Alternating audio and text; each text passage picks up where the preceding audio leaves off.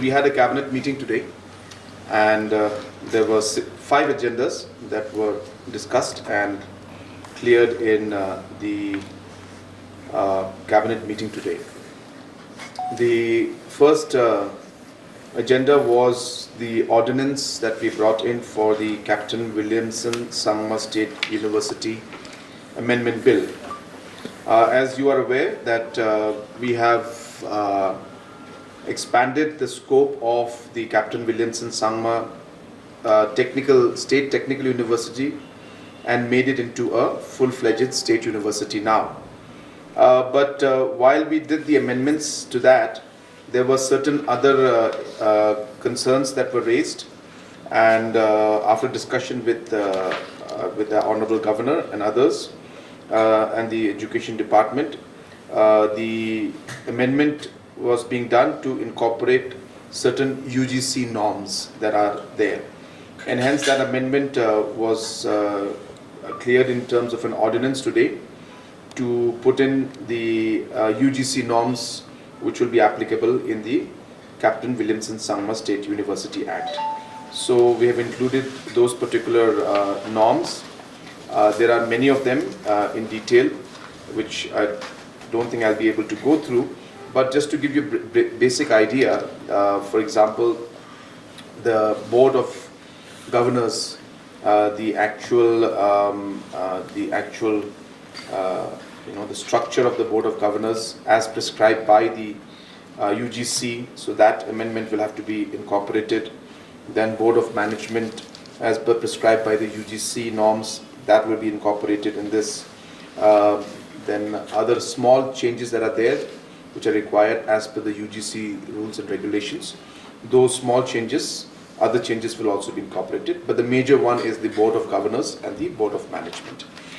The second decision that was made today in the cabinet was regarding the condonation of age for overaged candidates under the Department of Textiles. As you are aware that since 2015 there has not been any appointments or any kind of examination being held in the textile department, and there was in fact many people who were supported in terms of a stipend by the government of Meghalaya, and after clearing those different programs, those particular candidates who cleared those particular courses, their appointments were due, in the sense that they were asking for direct appointments to be made, which again required some detailed assessment to be made, and in the process from 2015 none of the individuals were appointed, and no recruitment process also took place because of certain clarity that was required at that point in time, and hence this issue has been pending for a very long time. And because of that, now we have finally come to a conclusion where we decided that we will be holding exams, and in this examination these different candidates can apply, and so therefore all the candidates who had gone to these institutes can now appear for the examination and the selection process that will be conducted, and based on the selection process appointments will be given. But while we took that decision, there were a large number out of the 196, there were about 115 who would not be able to appear for the exams because they would be over age. And hence, as a one-time measure, I repeat, as a one-time measure, only for this specific case, because of the special circumstances that is there, that the cabinet has decided and agreed to condone the age for the overage candidates for the Department of Textile to appear for the exam. So there is no guarantee that they will get the job, but the selection process will happen and they will be allowed to appear, and once that happens, then of course it will be based on merit. So that was the second decision that was made today.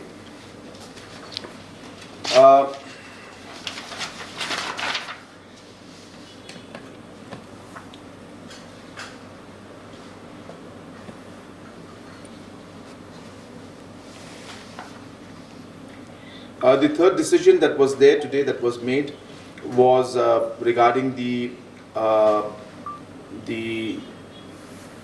land, encroached government land and the fixation of land premium in respect of West Karo Hills, Tura. As you're aware that there are a large number of areas and lands which have been encroached by the public, which belongs to the government, to different departments.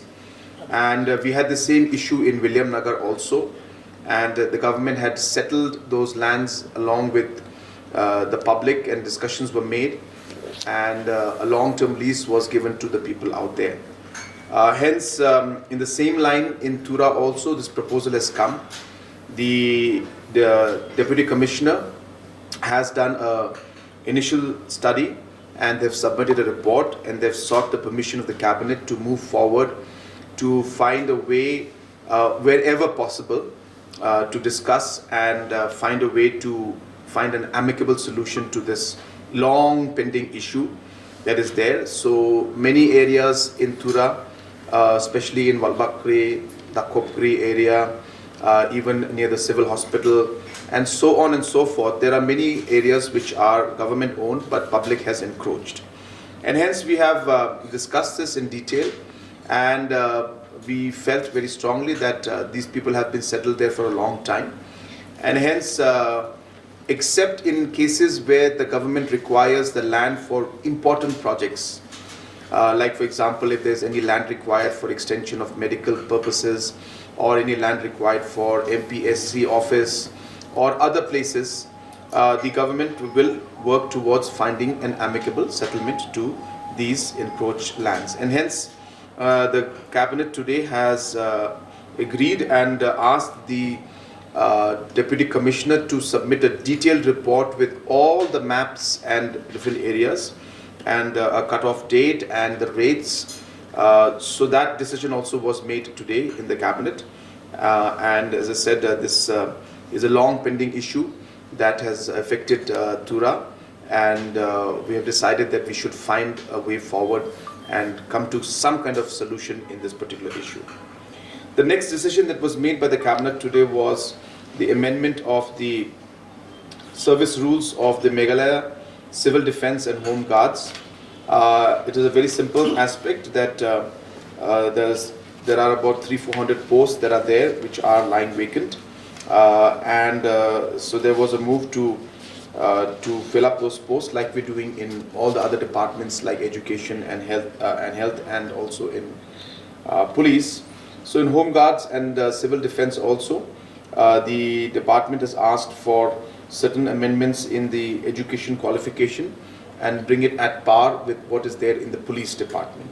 And hence the requirements in the Home Guards and Civil Defence was slightly higher than compared to the police.